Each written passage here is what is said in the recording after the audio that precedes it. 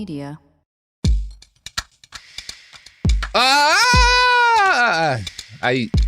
Shit, that was not a good way to open it. I was gonna try. Well, I had a couple of bad openings started for this. Most of which had to do with pedophilia. Can we do another one of them? No. Yeah, can we just say that you've had better openings? I could have just. What if I'd committed to that, Sophie, and just done the whole opening bit from Led Zeppelin's "The Immigrant Song"? You could have. Okay. That would have been pretty good. That would have been pretty good. I didn't do that. I chickened out halfway through. It was nothing. Margaret. Yep.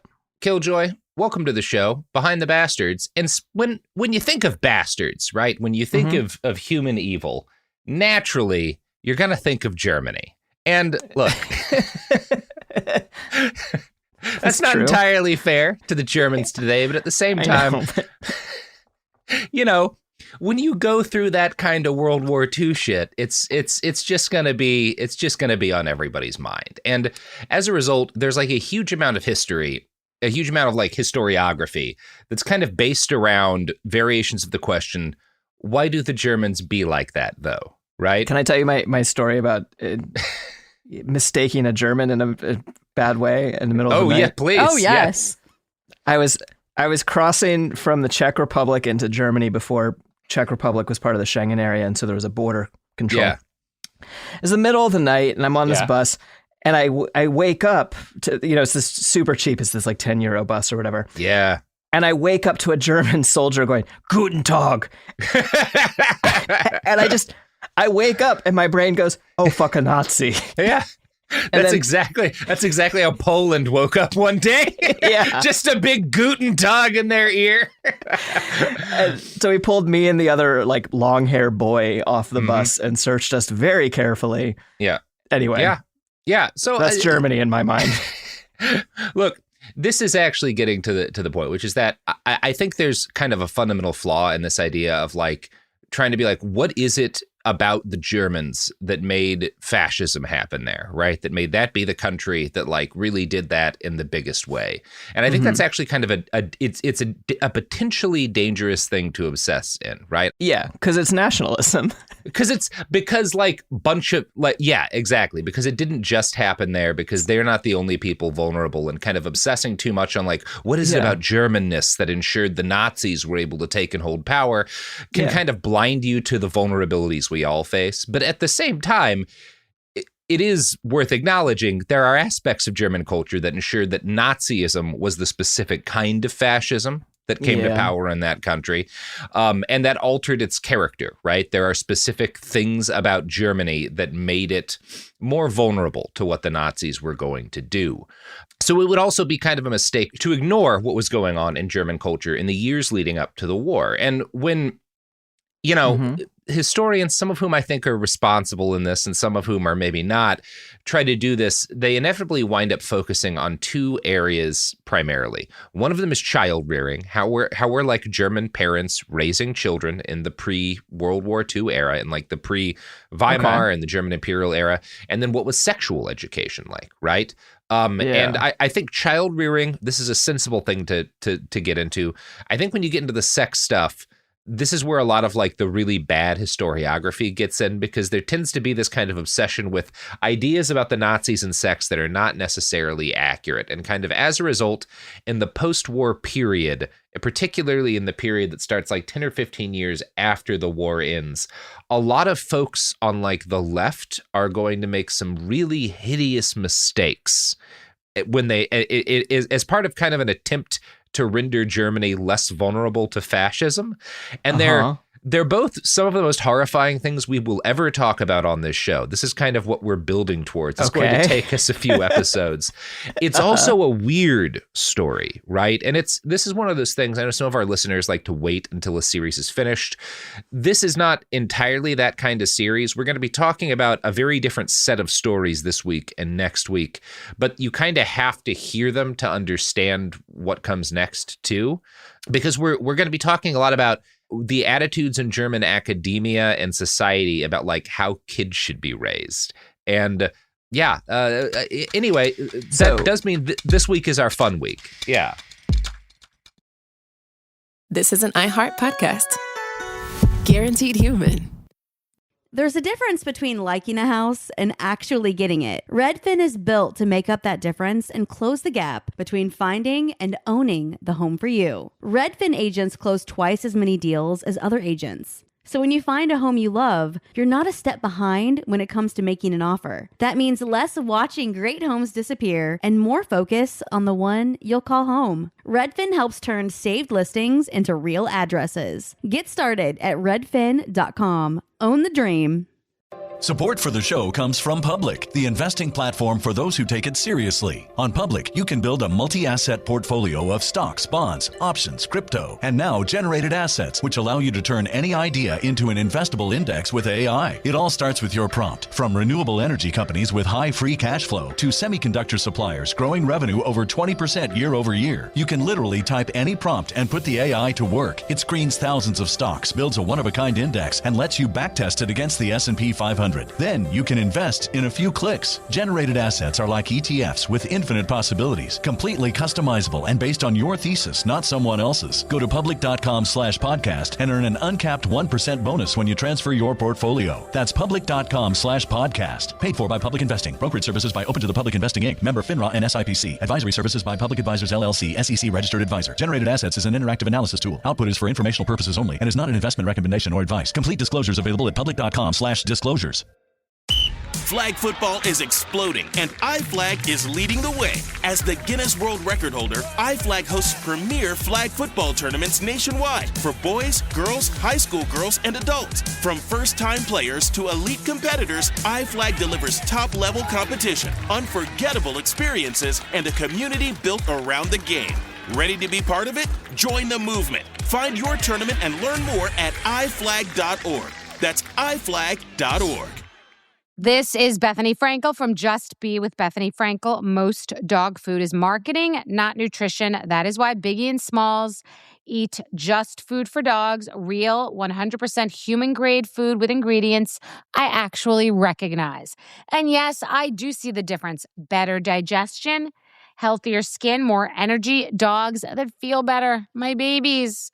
If you've been on the fence about switching, stop overthinking it. What's more important than your furry babies and their health? Go to justfoodfordogs.com right now and get 50% off your first box. No code needed. Just try it. Margaret Killjoy, host of the Cool People Who Did Cool Stuff podcast. Are you ready to get into today's bastard? Is it Nazi sex? No, it's post-Nazi sex crimes? No. This is pre-Nazi child-rearing crimes. Oh, and as a result, I mean, some of it is crimes. depressing because this is child abuse, but it's also pseudoscience. Oh, okay. I do like pseudoscience. So you get some of that fun, like, oh, people in the 1800s, you believed wacky things about how to raise children. That's what we're talking about this week, is like pseudoscience. Today is like the kind of big pseudoscientific child development expert in the pre-Nazi era. And then Thursday is the momfluencer of Nazism. So we're going to have, this is the fun week. Next week is all pedophiles. So just okay. Enjoy it. What I'm saying is enjoy it while it lasts. Yep. Today's guy is even pretty well-meaning. He's a bastard because of like where this stuff takes him, but I don't think he was actually out to hurt kids. He just made a lot of horrible mistakes. And his name was Daniel Gottlieb Moritz Schreber. Okay. Quite a name. Extremely German name. That's a Guten Tag in your ear as you're woken up on the bus ass name. Is that a hyphen or has he got two middle names? No, two middle names. Oh, middle names. Yeah. You know those kids are always trouble. So yeah. I found very little about his childhood, but it does seem to be accurate to say that he suffered from a form of mental illness that was not diagnosed at the time. There were notes found long after his death, in fact, after World War II, at a hospital in Dresden that claimed Schreber had suffered during his life from, quote, obsessional ideas with murderous impulses. Now, That is a description of this guy's mind state written by a member of his family who was treating his son, who, spoilers, suffered from paranoid schizophrenia. This is very relevant later, right? Okay. So this is this discussion that, like, well, Schreber had obsessional ideas with murderous impulses. This is not a diagnosis. This is family lore that was passed down, right? Okay. That said... So we have intrusive thoughts a little worse than most people. Yes, that maybe a lot worse. But that is exactly what I thought, because I have people in my life with OCD that manifest with intrusive thoughts, and that's what I thought of when I read that description of Schreber, right? Yeah. And whatever was going on, whatever he was dealing with, it was intense enough that, again, it got passed down in family lore like 100 or like 50 years after his death. So you have to assume significant, but also he was a very successful functional person within his society. So it did not stop him from functioning in society. Right. He did struggle with depression throughout his life, which ended in 1861. Because he didn't get to murder people. He didn't get to murder people. Or I'm assuming. I don't know anything about. Maybe he did murder people, but, probably he wouldn't have been depressed if he'd been able to act. Never mind. Don't listen to me. You probably shouldn't say that on the show. No, I have no idea what he's going to do. It's going to be bad, so never mind. So, Magpie, this is not your show. Cool things I know. don't I got happen. confused for a minute. I was like, yeah. Now, so all of this is relevant because Daniel Schreber is going to have more of an impact on German child rearing than pretty much anyone else in the late 19th and early 20th century. Okay. Schreber got his MD and taught at the University of Leipzig. He is often referred to as a self-proclaimed child psychiatrist. And normally, when you're like, someone is a self-proclaimed medical field, it's because they're a quack or a con man. In this case, it's just because child psychology was new at the time, right? Like if you were a child psychologist, you had declared yourself that because it wasn't a thing people became. Because you're the first guy. You're very early, Okay.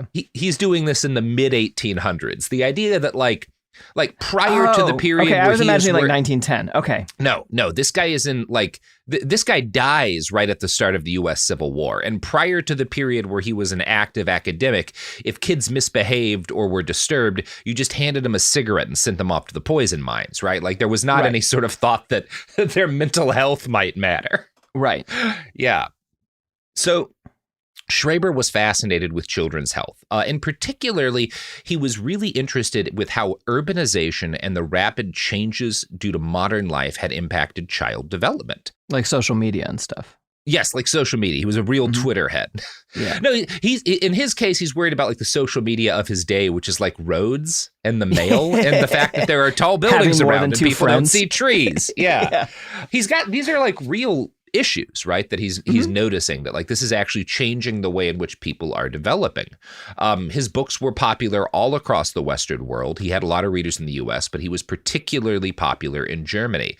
You might think of him as like Dr. Spock, if you're old enough to remember doctors, not from Star Trek, but like the child development doctor who was kind of huge, I think, in the 80s and 90s. I think my parents had a Dr. Spock book or two around. Yeah, and I never was able to disambiguate that from Spock from Star Trek, so I never really understood what was happening. I didn't understand how there could be more than one person named Spock. Because I assumed Dr. Spock from Star Trek would have been a fantastic parenting advice giver, Oh, absolutely. He seemed like he had his shit together. Yeah. A little bit of emotionally detached kid would come out of it, but that's fine. You know what, Margaret? That is where the story ends. But you might think of Schreber, his impact, like his kind of influence in Germany in the mid 1800s, and this is really this is when there's a bunch of fighting principalities, right? You've got like Prussia and Bavaria kind of at each other's throats for part of this guy's life, so they're not even German yet.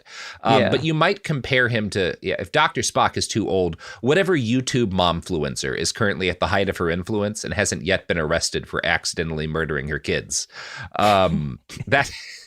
I wanted to like bring that up and then bring up like a single case of a social media mom influencer committing a terrible crime. But when I Googled momfluencer guilty of abuse, I was presented with so many different options that I had to I had like decision paralysis. How do I finish this bit? Like this happens so often. All of these people are fucking child abusers. Oh God. I settled eventually on Ruby Frank, a momfluencer with 2.5 million subscribers on YouTube and Instagram who pled guilty to child abuse in December of 2023. And this, I settled on Ruby Frank because she's relevant to our German discussion for a few reasons, including the fact that prosecutors accused her and her husband of turning their home into a concentration camp-like environment to control their children and use them to feed the ever-hungry YouTube parenting content mill. They made... I didn't expect this to feed so well into the theme of the episode, but alas, Ruby ensured it did. So she made videos, and she eventually separates from her husband. He's filing for divorce. I think seems like he's less involved in this, but I'm not certain that he's not. Or he's just bitter because he didn't get the money for it. He didn't get as much of that sweet YouTube money. Yeah. They made videos, like one example of their content is a video blog titled 8 Passengers, which focused on punishments for kids. One example punishment given was they banned their oldest son from his bedroom for 7 months for playing a prank on his brother. Again, if you're doing anything to a kid for like 7 months, that's too long for a punishment. That's just abuse at that point. Yeah. That's an insane length of time for a punishment. In one video, Ruby brags about refusing to bring lunch to her kindergartner who'd forgotten it at home. And again, she's a kindergartner. Like, what kind of shit is she supposed to have together? In another video, she threatened to behead a doll to punish her daughter, which, like, if you are taking child rearing tips from ISIS, you've gone awry. I think that the parent is the one who needs the punishment. Yes, right now. Yes. It's amazing. Again, this was all on video, so it's perhaps not surprising that, like, eventually prosecutors realized there was something going on here. I'm going to read a quote from NPR about what was happening in the Frank household that's going to be surprisingly relevant to some of the things that come next. Frank also admitted to kicking her son while wearing boots, holding his head underwater, and smothering his mouth and nose with her hands, according to the plea agreement. He was also told that everything that was being done to him were acts of love, the agreement states. Jesus. So this is, what we're talking about with Miss Frank. She is... it is not uncommon to find people advocating today for this kind of like tough love practice towards raising children. There's a very popular book among the Christian right called To Train Up a Child.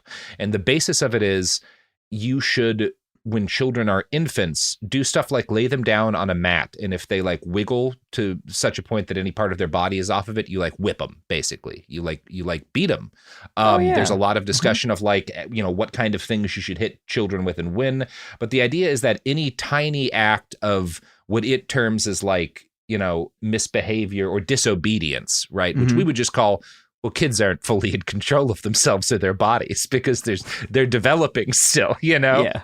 That's an act of like willfulness against not just the parent, but against God, right? And that attitude, again, which is still super with us, is very much in the intellectual chain of custody that it doesn't, I wouldn't say it starts with Dr. Schreber. It probably starts much earlier than that. I'm sure parents have been doing this for forever in various ways, but the intellectualizing of that impulse that bad parents have always had to like, if my kid does anything that I don't want them doing in the moment, I need to respond with pain, right? Schreber is one of the first people to kind of try and medicalize that attitude, right? Cool. And again, he's a lot less hateful about it. I don't think he's coming from a place of wanting to hurt kids. I think he's coming from a place of like, he kind of has obsessional OCD. And so he obsesses on like little movements from kids and it bothers him. And so he develops all this kind of like scientific theory around how you should treat the small ways children move that are, again, in reality, due to the fact that they're not fully in control of their bodies. So like baby muscle phrenology. Yeah. That's kind of what's going on here. And I want to read a passage from a German author named J. Elke Erdl about kind of what Dr. Schreber focused his intellectual efforts on in regards to child rearing. Quote, Schreber aimed at creating obedient children from the day the baby is born. Harsh discipline started with cold baths. The child's comfort and self-esteem were never considerations, and stroking, cuddling, and kissing were forbidden. As a result, generations of Germans went without direct, loving contact with their parents. Now, Ertl, again, this is a German writer writing about her attitude towards Schreber's impact on Germany. It's not fully his fault. There's a lot of other child development experts and intellectual experts who are a part of this like lack of loving contact between German babies and their parents. But it's not uncommon to find people with Ertl's attitude, that Schreber basically paves the way for Nazism. He has been described as the spiritual precursor of Nazism. And again, it's not totally fair to say that, but there is no denying that he influenced the cultural environment in which Nazism grew. As soon as you said that, I was like, oh, yeah, like, no, okay, a whole, like, 4 generations of kids who weren't allowed to talk, to like touch their parents. Yeah, no, I could see how that could lead to some monstrosity. The more accurate thing to say would be that, like, Schreber popularized the kind of intellectual argument for abusing your children in this way. And that provided a lot of space for other intellectuals in the decades to come to make similar arguments and extensions of his arguments. And put them into the political sphere or whatever. Yes. Yeah, exactly. And that is part of what's going on in Germany. Yeah. Now, one thing that really, again, fucks me up about this is that unlike basically everyone else we're going to talk about, Schreber's teachings, while they end in a bad place, they start from a pretty good place, which is he's recognizing we have cities now. Most kids are growing up in cities now, and kids who grow up in cities don't exert themselves outdoors as much as children probably have throughout most of history. And we need to make accounting for that in how we raise them, right? That they're not getting the kind of outdoor exposure that they evolved to get. Right? That's not wrong. Yeah.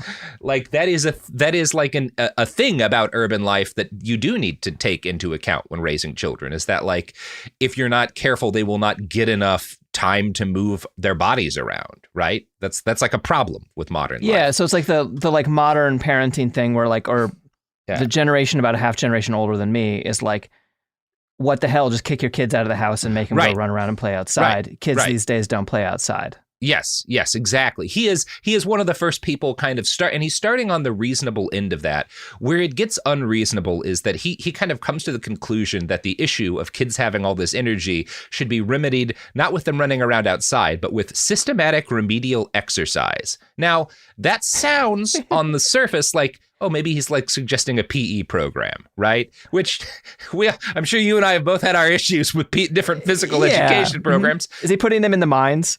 Yeah. No, it's worse than that. The mines would have been better than this. So the term remedial is key here. Schreber didn't just believe kids needed exercise to get rid of excess energy or to stay healthy. He felt that they should be subjected to specific exercises repetitively to stop them from engaging in behaviors like slouching and masturbation. Now, again, some of what he's doing is reasonable. He believes that you can sharpen a child's eyes by periodically forcing them to estimate the sizes of objects at varying distances, right? How big do you think that is? How far do you think that is? That doesn't actually sharpen your eyes, but that is good exercise for a kid that will help them, that like if you do that with your child from a young age, it will kind of help them focus on things in the world. That's not a useless thing to do with. They can become scouts in the army at that point. Right. Like, how many troops are there? How far away? What's the composition? Yeah. So some of it's fine, but he's also obsessed with posture. He writes in his very popular 1855 book, quote, "One must see to it that children always sit straight and even-sided on both buttocks at once, leaning neither to the right or left side. As soon as they start to lean back or bend their backs, the time has come to exchange, at least for a few minutes, the seated position for the absolutely still, supine one. If this is not done, the backbones will be deformed. Half resting and lying or wallowing positions should not be allowed. If children are awake, they should be alert and hold themselves in straight, active positions and be busy. In general, each thing which could lead towards laziness and softness, for example, the sofa in the children's room, should be kept away from their circle of activity." So Sophie and I sat up straight while you were telling that. I'm willing to bet most of the listeners have adjusted their posture while listening to you say that, even though we know it's a bad person saying it. Yes. And he's so, I think we all had this version of the adult in our lives who was like, straighten up, your posture's bad, right? Maybe more than one. Schreber, he isn't just doing that when kids are awake. He thinks that they're like sleeping too lazily. They should only be allowed to sleep in a straight position, flat on their backs, or else this laxity will spawn moral lapses and render them unfit for the life of discipline that German society demanded. I hope they had to like sleep with their arms crossed like vampires. Yeah, they do. They kind of do. Even infants have to lay prone and like straight. Otherwise, it's going to like start them on the road to sin. Like newborn, you have to like police how your newborn baby lies down, or they're not going to grow up German enough to conquer France. Just teach him not to invade Russia. It would have worked out. No, I mean, we're so far ahead of that. Like we're trying to get kids ready for the idea of breech loading cannons, and by God, he does. All right. Speaking of breech loading cannons, you know who else loads their new Kruppstahl cannons from the breech, Margaret? The products and services that support the show, which is the arms industry. Yeah, the arms industry, specifically in 1870 Europe. That is the primary sponsor of our show. Margaret, have you ever heard of the mitrailleuse? I have not. It's an early French machine gun, and it's not good at doing what we use machine guns for today, which is sweeping broad arcs of fire in order to contain areas, but it's really good at shooting one guy a bunch of times. So, you know, if you need a mitrailleuse in your life, they don't legally count as machine guns for reasons that are complicated to explain, but very much true. Anyway. Aren't Gatling guns not technically machine guns? That's basically why, yeah. Because you have to turn the crank operated. Yeah. The ATF Everyone left in should own a loop. This Buy a mitrailleuse. Pick up. It worked really well in World War I. Well, not World War I so much. It worked. Oh, no, I'm just thinking of my knowledge of the history of machine guns is that they were used colonially by the Western forces. Yes. And then the first time that they were used against other white people was in World War I. And that's when everyone realized what nightmare they had created. Yeah, that's when people really fucked it up. The mitrailleuse is a little more complicated. The French had it, and it was like actually pretty effective in a couple of battles, but they never actually deployed it right. They thought of it more as a piece of artillery rather than support for the infantry. So anyway, they lost that war pretty badly. But you don't have to. You know, you can use your crank operated machine gun for what God wants you to use it for. Just cranking. Never mind. That guy. Our hero of today wouldn't want you to. No, he sure wouldn't.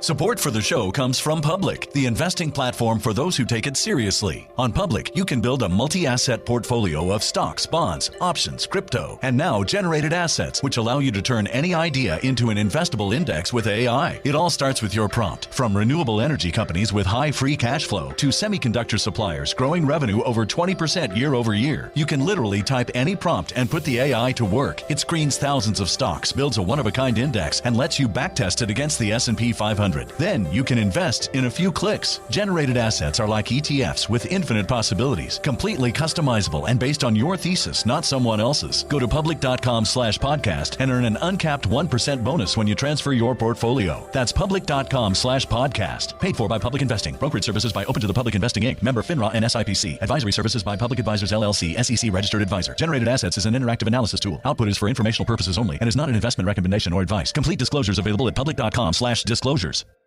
Running a business is hard enough, so why make it harder with a dozen different apps that don't talk to each other? One for sales, another for inventory, a separate one for accounting. Before you know it, you are drowning in software instead of growing your business. This is where Odoo comes in. Odoo is the only business software you'll ever need. It's an all-in-one, fully integrated platform that handles everything. CRM, accounting, inventory, e-commerce, HR, and more. No more app overload. No more juggling logins. Just one seamless system that makes work easier. And the best part, Odoo replaces multiple expensive platforms for a fraction of the cost. It's built to grow with your business, whether you are just starting out or already scaling up. Plus, it's easy to use, customizable, and designed to streamline every process, so you can focus on what really matters, running your business. Thousands of businesses have made the switch, so why not you? Try Odoo for free at odoo.com. That's ODOO.com.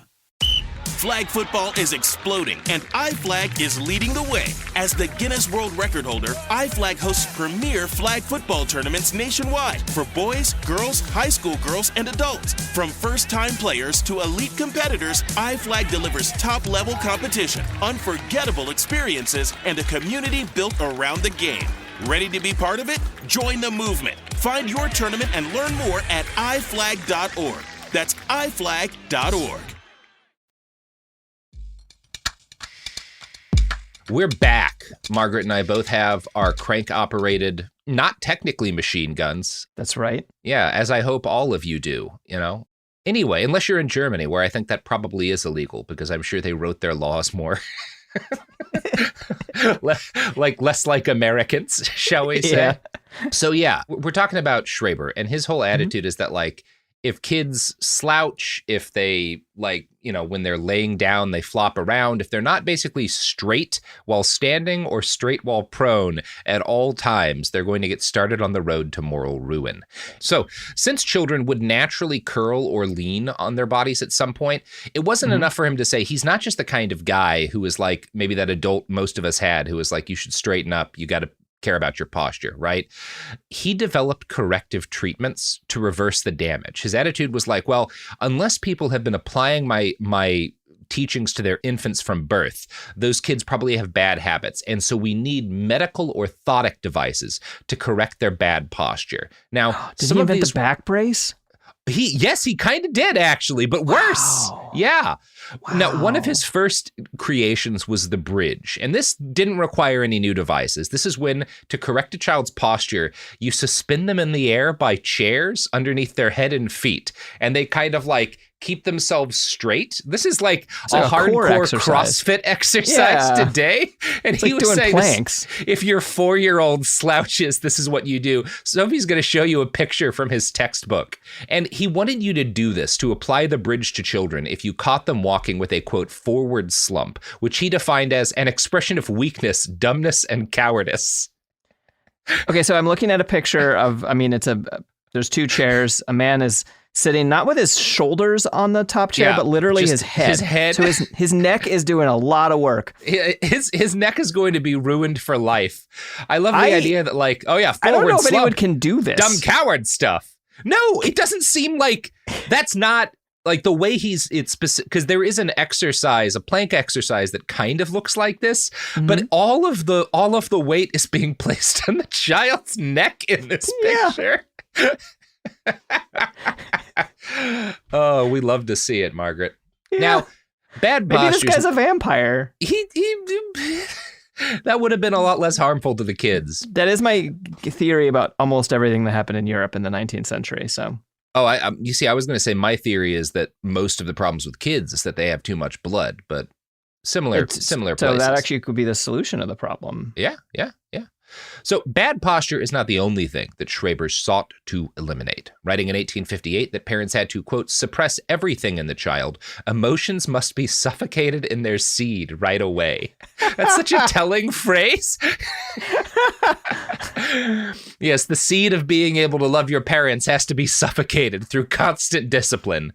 What is the point of life? I like genuinely wonder. Like, what does he think that the point of life is for the German principalities to form a unified bloc to defeat France, Margaret? Get your shit together. Fair enough.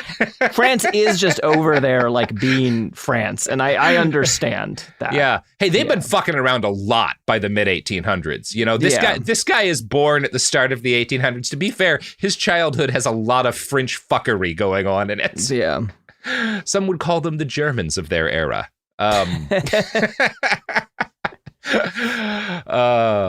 It's fine, everybody. You can't tell European history and have a good time without being unfair to France, Germany, or the UK, and I choose all three. I'm also going to give some shit to Belgium. Don't worry. So again, He urges parents to apply his methods as early as possible because children who are older will develop harmful habits that are more deeply rooted. For these unfortunate souls, he developed orthotic methods. One was a shoulder band. It's basically a figure-8 shaped leather belt that you wrap around a child's shoulders, kind of like the holsters movie detectives wear, and then you tighten it to the point that it ties a child's arms and shoulders back straight behind them. I can advertise these on Instagram right now. Yeah, yes, you could. Yes, you could. Doctor approved orthotics for your child if they slouch. Yeah. Schreber instructed parents to make sure their kids wore these things all day, every day until their posture was fixed. And throughout the mid-1800s, as he's writing his books, he designs this spree of child torture gadgets. My favorite of which is the Schreber's Geralthalder. The literal translation of that name is Schreber's straight holder. In an article for the journal Selma Gundy, Morton Schatzman describes it as, quote, an iron crossbar fastened to the table at which the child sat to read or write. The bar pressed against the collarbones and the front of the shoulders to prevent forward movements or crooked posture. He says the child could not lean for long against the bar because of the pressure of the hard object against the bones and the consequent discomfort. The child will return on his own to a straight position. He added excitedly, I had a Jared halter manufactured, which proved itself to be suitable after multiple tests on my own children. You're sort of inverse crucifying your children in order to... You're building devices to correct your kids. He is like, God. Yeah, you love that kind of or experimentation on your own brood. At least it's it's not responsible, but that's how he does it. Yeah. So one look at a picture of a pair of schoolgirls using this device makes one of its uses very clear, which is that it stops kids from crossing their legs. This is good because Schreber felt cross legs were immoral. The Gerald halter was such a, he didn't like kids like, I think particularly, it might have been that like if boys did it, he felt like they were rubbing their genitals. I don't fully know, but he wanted like girls to make are like expected to cross their legs because if you don't, you're a bad person. There's like a little rhyme in school that he doesn't want anything going on at all movement wise there, right? He wants that those legs straight and children unable to deviate from the position they are sat in their chair without iron bars being pressed arms against while them. saluting. You need to keep your arms straight while you're saluting. No, otherwise you're not going to defeat Napoleon III. Yeah. So the Jared halter was a huge success, very popular in his day. And it's such a success that he follows it up quickly with a new device, which is essentially a belt tied to a child's bed that ran across their chest to force them to lay straight on their back while sleeping. The diagrams for this are really quite upsetting, Margaret. It looks like a dead kid in a bed. It looks like one of those... It's like just vampires. There's vampires everywhere. Yeah, you're just preparing the kid to get fucking feasted on. Yeah, it's just a picture of a girl lying in a bed, wide open eyes, clearly like strapped so tight into that bed that she cannot sleep. Yeah, great. I'm sure this never goes badly. No. It generations of kids are healthier as a result of it. Somewhere there's someone in a kink scene who's like, oh, the blah, blah, blah belt. Oh, like, of course. Oh, yeah. I'm sorry that leather manufacturers in this day charge a lot more than they did back in Schreber's day. So the last device we'll talk about, but by no means the last device Schreber created, was the Kopfhalter, or head holder, which was a strap to hold a child's head in place while they were at a desk.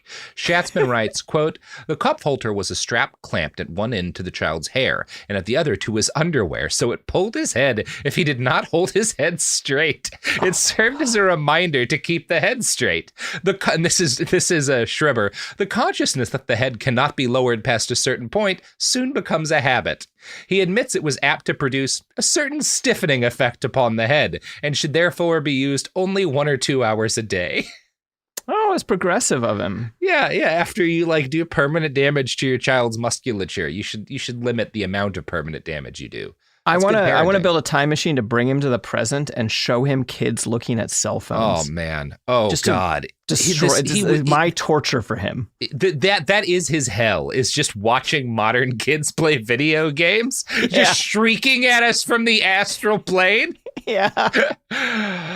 Now, again, the goal of all of these physical interventions was to improve moral character by altering the physical attributes of children. The goal was to create a better class of person. And it's not hard to see the spiritual echoes of Nazism here. Again, people often mistake what the Nazis believed as like they thought that they were the Übermenschen, right? That they were superhumans, you know, that because they were Aryan. Right. No. They thought that they could create people who were closer to the original Aryans through a mixture of selective breeding and like different rearing techniques, right? They didn't think they were there yet. They wanted to build it. That's a crucial distinction, right? That they were trying to create this better kind of person. Not like that they were trying to do already that, were. The Oranks or the Oraks, someone's gonna be really mad at me. The Aurochs, yes. The yes. Aurochs. The giant cow things, yes. Yeah. They wanted to build giant cows and giant Nazi men.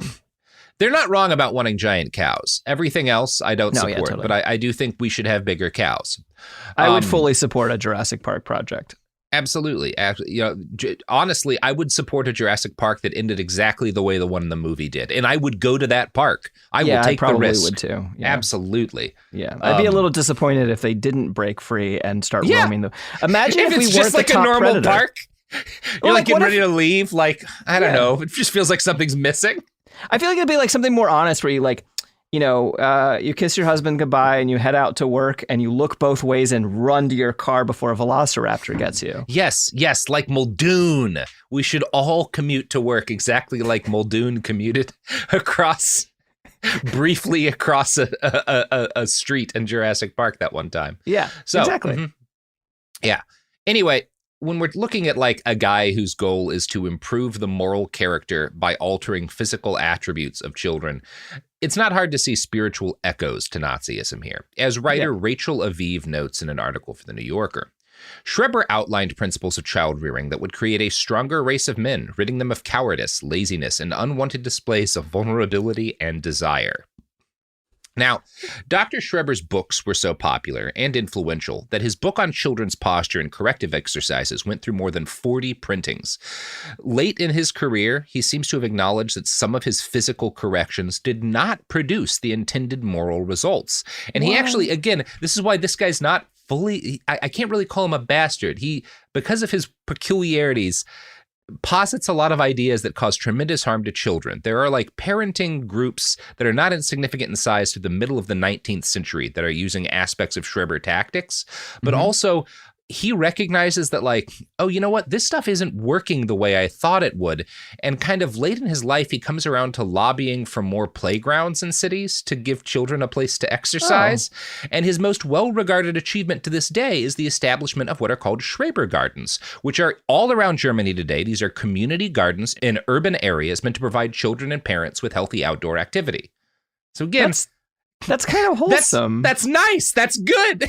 He started from like strapping children into torture cages, but he ended up at community gardens. So, okay. Yeah. Okay. Good work, Schreber. Yeah.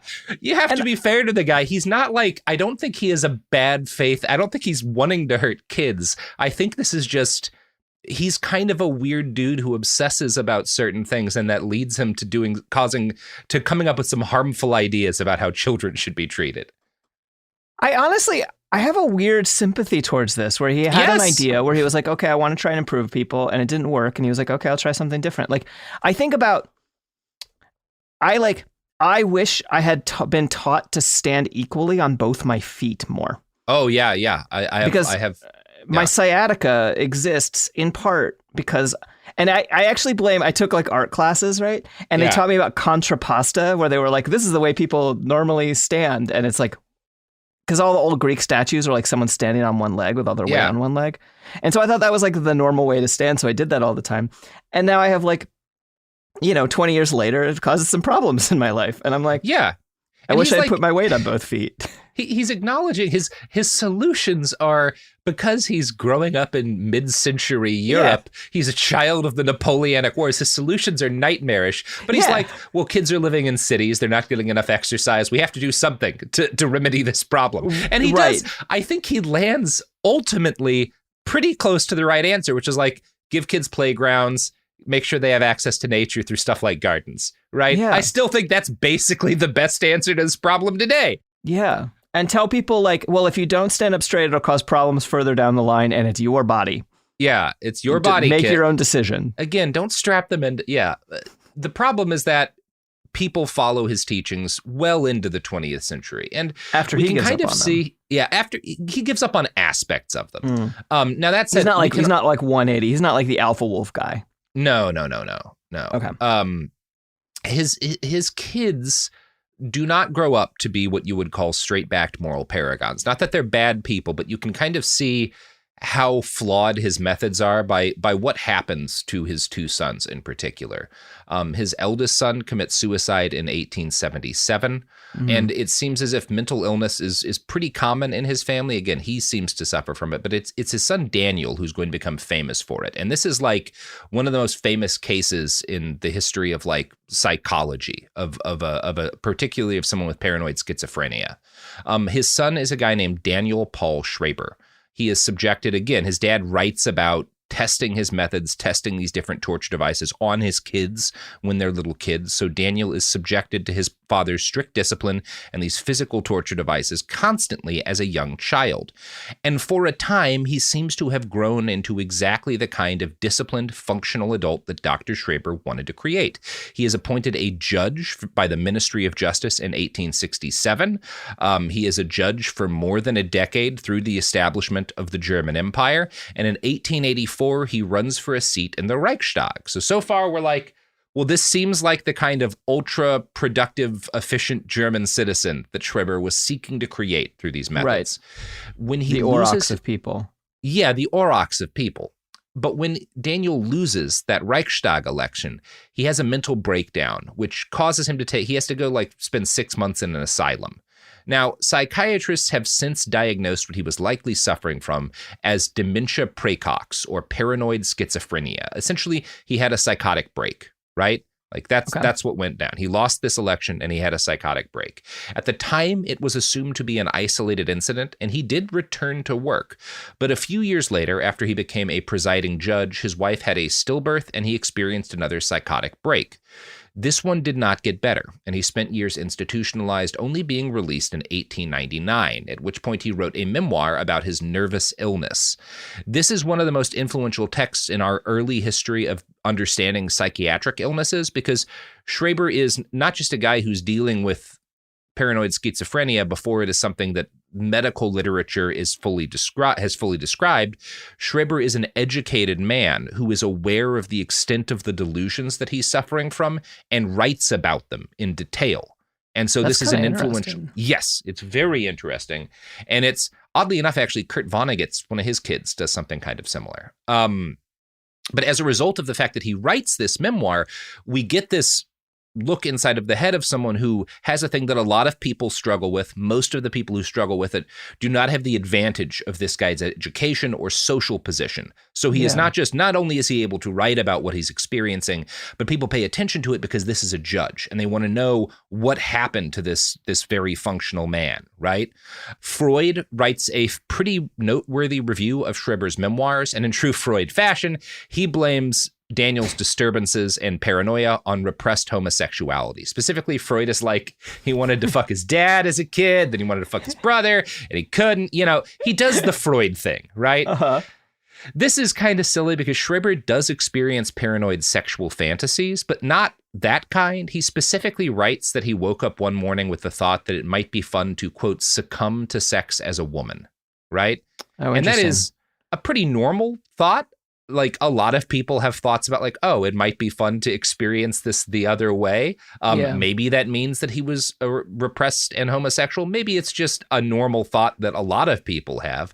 But either way, Freud ties this directly to his schizophrenia, which I don't think is accurate. That just seems like a thing a person would experience.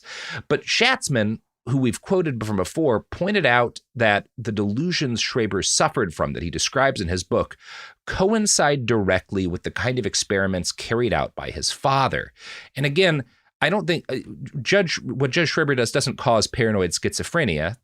Right. You can't cause that way. But the nature of the delusions that Judge Schreber suffers from are very much influenced by what his father does to him as a child. Yeah. So in his book, Judge Schreber uses the term miracles to describe these kind of delusions that he is experiencing.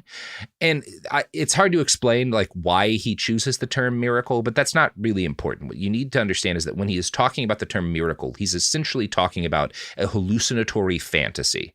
And many of these fantasies that he is gripped by as an adult are based on his real childhood experiences. For example, he describes the miracle of head compression with some regularity, which he imagines as a gang of little devils that are inside his head, compressing it as though it's in a vice by turning a screw, right? He has these kind of like fantasies of devils screwing his head in a vice. And this is really interesting to me because it's like, I'm really interested in when metaphor is a better way to understand things.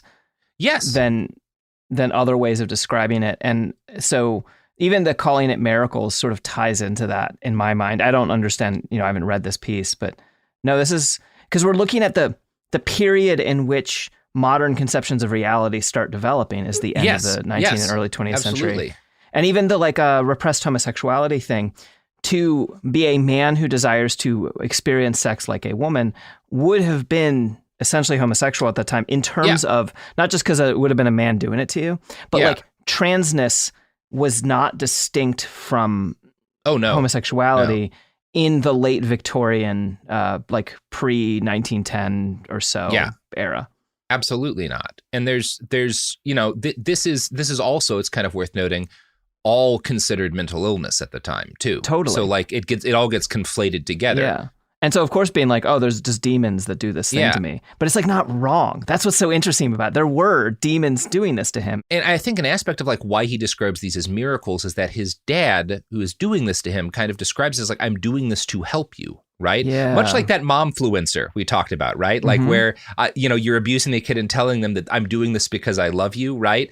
Dr. Schreber legitimately does think he's helping. But what he's doing, like the fact that he fantasizes about this gang of devils screwing his head in a vice, well, his dad is tying his head into a device that causes it to like pull against his fucking like this like bar strapped to his underpants or whatever whenever he leans forward and shit, right? My guess is that part of what's happening here is that the different devices that are used on him as a kid cause some lifelong pain, and when he experiences that pain, he has kind of a hallucinatory fantasy that attributes the pain to something not all that different from its likely cause. That's what I see is happening here, kind of. That makes sense to me. This is all debatable, but I think it makes sense. In his paper, Paranoia or Persecution, The Case of Schreber, published in the journal Salmagundi, Morton Schatzman writes, quote, "Why did Schreber turn memories into miracles? My hypothesis is that his father had forbidden him to see the truth about his past.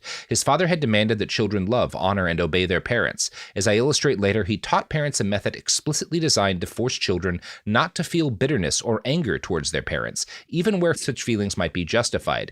He wished to rid children of dangerous feelings. Schreber, in order to link his suffering with his father, would have had to consider his father's behavior towards him as bad. This, I infer, his father had forbidden him to do. He is unable or unwilling to violate his father's view of what his view of his father should be. Prohibited from seeing the true origin of his torments, he calls them miracles. As a result, he is considered crazy." Now, again, Schatzman is writing here in like the 80s, and he is also not talking about any of this in a way that is contemporary to our understanding of like the actual medical science here. Right. Also, Schreber is considered crazy because he has paranoid schizophrenia, right? Like it's the kind of it's not that because he describes these hallucinations as miracles, it's because he's having them in the first place that he is institutionalized and the like. But I do think Schatzman is accurate in sort of laying out that the form and nature of what delusions Schreber faces are like influenced heavily by his father's teaching techniques. And what I think is most interesting about this is this idea, and I think this is kind of where Schatzman makes some mistakes, but he's like, well, Schreber's technique, he wanted to make it basically impossible for kids to like blame their parents or feel bad. Like these were some of the like bitterness and angerness towards parents. These were some of the bad feelings that he thought he could kind of smother in an embryonic stage if you established enough physical discipline. Which they would just call this exorcism. Yeah. A couple hundred years earlier, but he has to mask it in science as if it's not the same fucking thing. But also, as we talked about, Schreber is not a monster. He's a guy who is trying to actually help kids and who changes throughout it and who comes up with some very positive things. And so I think that Schatzman is kind of over applying, well, because of his father's teachings, his son couldn't see the harm that he had done. I think part of it is that because of the good attributes of his father, the son is unable to fully see the harm that he did too, which is like actually not a thing that's even related to paranoid schizophrenia. That's something all of us deal with, basically. Totally. Like trying to separate the things that our parents did that were flawed and bad and even related to the fact that they are products of their time from the things that they did out of, love, out of self-sacrifice that are good. Like that's a lifelong process for a lot of us. Yeah. And Schatzman doing this thing that a lot of people do when they analyze cases of mental illness is kind of wrapping it all up in the paranoid schizophrenia, where when I read this, I'm like, oh yeah, Schreber was like grappling with the fact that his dad had a complicated legacy. Yeah. And he was also had paranoid schizophrenia. So he did it in a different way than most people do. But I don't see that as being like, I think it's a pretty rational thing to struggle with, actually. Well, it almost like puts him in a position where he can see things, explain things in ways that are like shocking. Yeah. That like still draw attention to it. Whereas if he had just stayed like, by calling it miracles and demons, I mean, it made people paint him as crazy. Yeah. Because he was experiencing reality differently than other people. But it's shocking enough to bring it out as compared to being like, I have this chart describing exactly how much my pain feels different every day based on what my father did. Yes. And speaking of what our fathers did, what our fathers would all do if they were here right now is tell us to buy the products and services that support this podcast, unless you have a bad relationship with your dad. Then your dad will be angry if you buy the products and services that support this podcast. Stick it to your dad. Stick it to the man. Or make him proud. Whichever is more profitable to us. Support for the show comes from Public, the investing platform for those who take it seriously. On Public, you can build a multi-asset portfolio of stocks, bonds, options, crypto, and now generated assets, which allow you to turn any idea into an investable index with AI. It all starts with your prompt. From renewable energy companies with high free cash flow to semiconductor suppliers growing revenue over 20% year over year, you can literally type any prompt and put the AI to work. It screens thousands of stocks, builds a one-of-a-kind index, and lets you backtest it against the S&P 500. Then you can invest in a few clicks. Generated assets are like ETFs with infinite possibilities, completely customizable and based on your thesis, not someone else's. Go to public.com/podcast and earn an uncapped 1% bonus when you transfer your portfolio. That's public.com/podcast. Paid for by Public Investing. Brokerage services by Open to the Public Investing Inc. Member FINRA and SIPC. Advisory services by Public Advisors LLC, SEC registered advisor. Generated assets is an interactive analysis tool. Output is for informational purposes only and is not an investment recommendation or advice. Complete disclosures available at public.com/disclosures. Running a business is hard enough, so why make it harder with a dozen different apps that don't talk to each other? One for sales, another for inventory, a separate one for accounting. Before you know it, you're drowning in software instead of growing your business. This is where Odoo comes in. Odoo is the only business software you'll ever need. It's an all-in-one, fully integrated platform that handles everything. CRM, accounting, inventory, e-commerce, HR, and more. No more app overload. No more juggling logins. Just one seamless system that makes work easier. And the best part, Odoo replaces multiple expensive platforms for a fraction of the cost. It's built to grow with your business, whether you are just starting out or already scaling up. Plus, it's easy to use, customizable, and designed to streamline every process, so you can focus on what really matters, running your business. Thousands of businesses have made the switch, so why not you? Try Odoo for free at odoo.com. That's ODOO.com. Flag football is exploding, and iFlag is leading the way. As the Guinness World Record holder, iFlag hosts premier flag football tournaments nationwide for boys, girls, high school girls, and adults. From first-time players to elite competitors, iFlag delivers top-level competition, unforgettable experiences, and a community built around the game. Ready to be part of it? Join the movement. Find your tournament and learn more at iflag.org. That's iflag.org. This is Bethany Frankel from Just Be with Bethany Frankel. Most dog food is marketing, not nutrition. That is why Biggie and Smalls eat just food for dogs, real 100% human-grade food with ingredients I actually recognize. And yes, I do see the difference. Better digestion healthier skin, more energy, dogs that feel better, my babies. If you've been on the fence about switching, stop overthinking it. What's more important than your furry babies and their health? Go to justfoodfordogs.com right now and get 50% off your first box. No code needed. Just try it. We're back. So in recent years, decades really, there have been attempts to rehabilitate Dr. Schreber. And again, that's not wholly irrational, because like the Schreber Gardens, that's fucking great. His attitudes towards like kindergartens, some of what he says is valuable. When it comes to the harm that his techniques, particularly these machines, cause generations of children, and particularly how his philosophy of child rearing contributed to the birth of Nazism, I think it's a mistake to correlate his teachings too strongly with the coming of fascism, right? Right. And there's a good, one of the people who's kind of made this point is a writer named V. Lothane, writing in a 1994 issue of the New York Review of Books.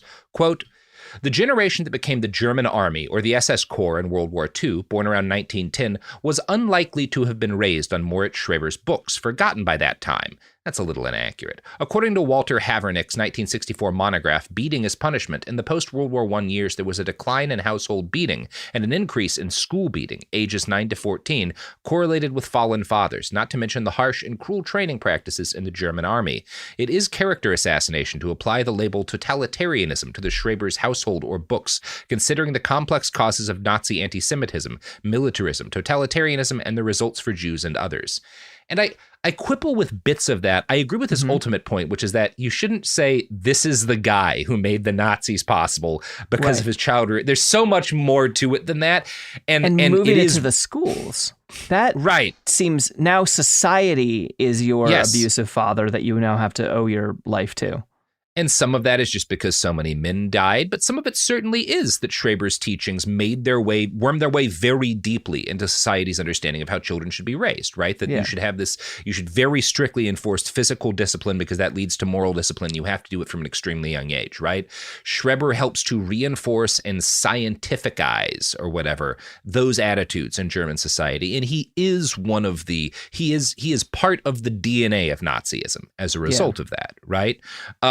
But you also you don't want to exaggerate or minimize his role in the Nazi equation, right? Because his methods are still being taught. Zvi is wrong when he says that like kids were not being taught based on Moritz Schreber's books in 1910. They absolutely will. One of the kids who in fact is being taught based on the Schreber method around the time that the Nazis come to power is a guy we're going to be talking about next week, Helmut Kindler.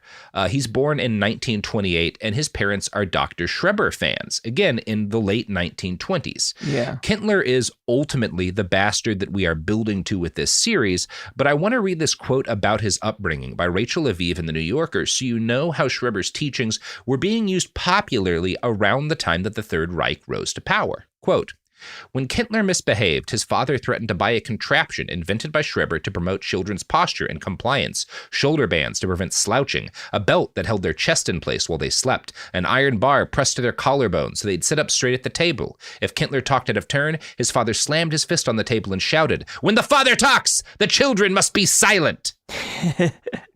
And, I want to end on that. We will be talking a lot about Kindler next week. He is by far the worst person we're talking about in this series. But it's important to know both that, like, the primary method by which Schreber influences the Nazis is kind of deeper than a straight line, but there are still kids, and Kindler's dad is a Nazi officer. He's a member of the military high command in Berlin. Mm-hmm. They are still raising their kids based on a not insignificant number of people during the time that Hitler is rising to power. So that's important, worth noting. And in part 2, Margaret, we're going to talk about the lady that comes after Schreber, the momfluencer who is like the celebrity mom expert of the Nazi era. And I'm excited to tell you about her. But first, Margaret, will you tell our listeners where they can find you on the internet.com? Well, if you go to the internet, I have no idea what happens if you type the internet.com into your website. I assume probably bad. Someone's bought it. It's probably a scam. Yeah. Yeah, that is where you can find me, is at whatever website you find there. Or I have a podcast called Cool People Did Cool Stuff where I tell people positive stuff. It's kind of a lie. I tell people positive stories, but it goes really badly in the end because it's about the struggle for justice, and we don't always win that one. I also have a book that is going to be kickstarted in June, starting June 10th, and the pre-launch page, so you can sign up for information about it, should be live around when this episode drops. And I wrote a teen YA book without any bad things. Of course, there's bad things. It's a novel. Bad things have to happen in a novel, called The Sapling Cage. And it's great, by the way. Yeah, Robert actually read it. It is my favorite piece of your writing so far. It's excellent. It's the kind of book I wish I had to read as a kid. Might have helped me get a couple of things straight earlier than I wound up doing. So, yeah. The Sapling Cage. Read it, folks. So you can sign up for the Kickstarter now, or you can sign up to be told about the Kickstarter now by using Google. It's got witches and knights and a wide variety of lovingly described melee weaponry. So it's a Margaret Killjoy classic. I was pretty into, when I was writing this book was when I was doing the most going out every week with foam weapons and fighting with my friends. Yeah. And I really like spears, and that comes across. Look, you can tell who actually knows their medieval weaponry by who prefers a sword to a spear, right? Yeah. I don't want to be near that fucker. No. Distance, baby. Yeah. It's really the same with all weapons. The ideal weapon system is the one that keeps you furthest away from the enemy. I know. Mm-hmm. This is why they call artillery the king of battle. Or used to before airstrikes got really good. Anyway, if you want an airstrike of content into your ear, Jamie's new podcast, 16th Minute of Fame, will hit like a 500... Nope, okay. It's a good podcast. It's about what happens to people who are like the internet's main character after, that all fades. What it's like being like focused on by the eye of Sauron, that is our culture's ability to like suddenly divert hundreds of millions of eyes to one person. And then what it's like after that. It's great shit. Check out 16th Minute of Fame. Is she going to cover the 30 to 50 feral hogs guy? Oh yeah, if we can find him. Actually, she was at my house and we had a bunch of people over and we were watching a movie and and it's like midnight. I look over at Jamie's screen and she has like 500 notes about 30 to 50 feral hogs. Yes, it's like a present to me. Look, yes. The rightest man. The internet did him dirty, but by God, he was right. He tried to warn us. He tried so hard. Yeah. Anyway.